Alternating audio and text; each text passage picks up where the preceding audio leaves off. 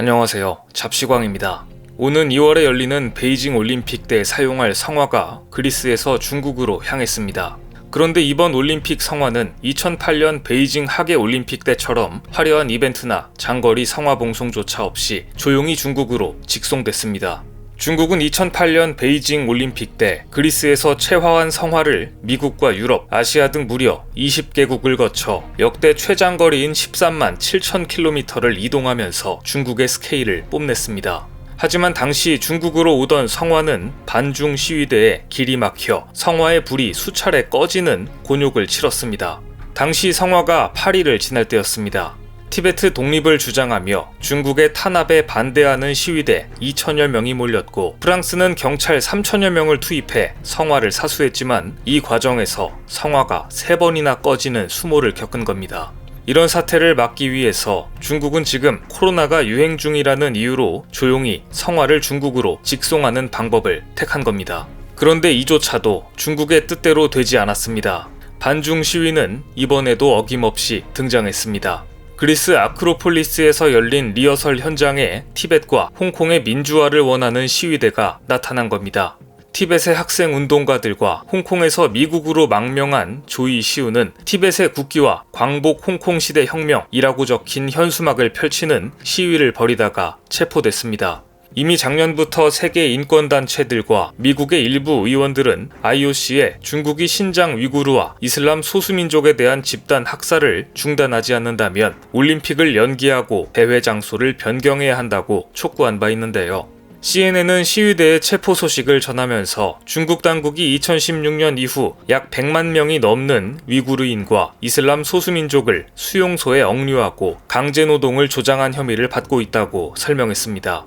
반면 중국은 이슬람 극단주의에 맞서기 위해 직업훈련센터를 세웠다고 주장하며 서방이 제기하는 인권 범죄 혐의를 부인하고 있는 중입니다. 이런 어수선한 분위기 속에서 중국은 이번 올림픽에서 해외 관람객을 받지 않고 백신을 맞은 중국 본토인만 경기를 관전할 수 있게 할 거라고 발표했습니다. 사실상 반쪽짜리 올림픽을 선언한 것인데요. 하지만 이마저도 두 가지 우려가 나오고 있습니다. 첫째는 지금 중국에서 동시다발적으로 확진자가 다시 늘고 있는 상황인데 이럴 때 올림픽을 강행해서 중국이 다시 한번 슈퍼 전파국이 될 수 있다는 우려입니다. 아시다시피 중국은 코로나 사태 초기 관련 내용을 숨기면서 사건을 키운 전력이 있습니다. 만약 중국에서 새로운 변이가 발생하여 올림픽을 통해 전 세계로 확산된다면 코로나 사태가 다시 처음으로 돌아갈 수 있다는 우려입니다. 실제로 얼마 전 중국에서는 7명의 대학 동창들이 중국 전역을 여행하다가 모두 코로나19 확진 판정을 받은 사건이 일어났는데 이들이 거쳐간 지역마다 관광지를 일시 폐쇄하는 등 비상이 걸렸습니다. 이들이 거쳐간 지역은 한두 곳이 아니었습니다. 상하이를 시작으로 유명 관광지가 많은 간수성, 딴시아와 지하유관 등 무려 4개 성 10여 곳을 돌아다닌 겁니다. 그런데 문제는 이들이 어디에서 감염됐는지 오리무중이었습니다. 코로나 검사를 안 한 것도 아니었습니다. 여행 출발 전에 한 번, 여행 중에 2~3차례나 관광지마다 코로나 검사를 했는데도 몰랐다가 결국 마지막에 양성 판정을 받은 겁니다. 심지어 이들 7명이 모두 백신 접종을 마친 사람들이었는데도 이렇게 된 것입니다. 감염 경로도 정확히 알 수 없는 확진자, 백신을 맞고 검사도 여러 번 했는데도 드러나지 않은 확진자가 얼마나 많을지 안 봐도 뻔한 일입니다. 또 하나는 중국 관중의 일방적 응원이 승부의 변수로 작용할 거라는 점입니다.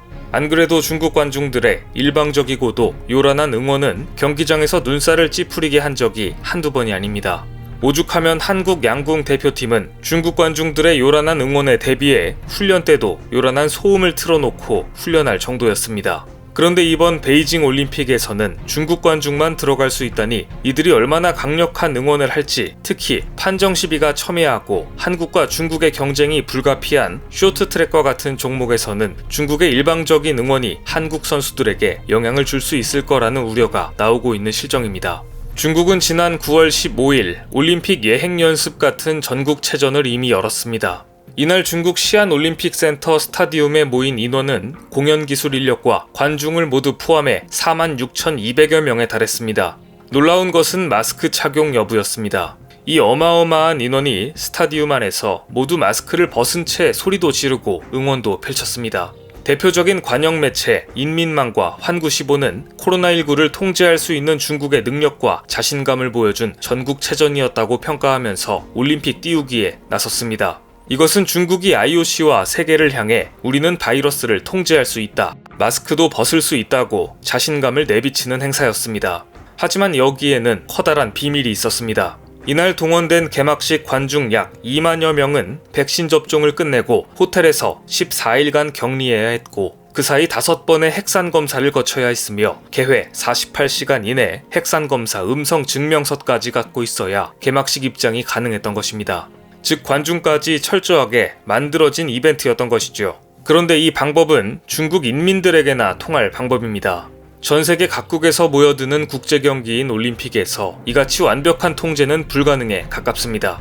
또한 앞서 말씀드린 바와 같이 중국의 백신과 핵산 검사 증명서는 무용지물에 가까울 정도로 효과가 낮았습니다. 4만 6천 명이 모인 응원전에서 코로나가 이미 확산되었을 가능성이 높은 것이죠. 예전에는 서로 개최하려던 올림픽은 이제 인기가 뚝 떨어져 버렸습니다. 다음 2030년 동계올림픽은 아직 개최지를 정하지도 못했습니다. 이런 상황에서 중국은 올림픽을 강행하고 있는 것입니다. 시진핑 주석은 대규모 국제 행사를 열어 중국 인민을 단합하려 하면서 안으로는 자신을 마오쩌둥과 덩샤오핑과 같은 반열에 올려놓는 작업을 착착 진행 중입니다. 중국 공산당은 오는 11월 중요 회의를 열고 창당 이후 100년의 역사를 마오쩌둥, 덩샤오핑, 시진핑 시대로 나누는 역사 문건을 결의할 전망인데요.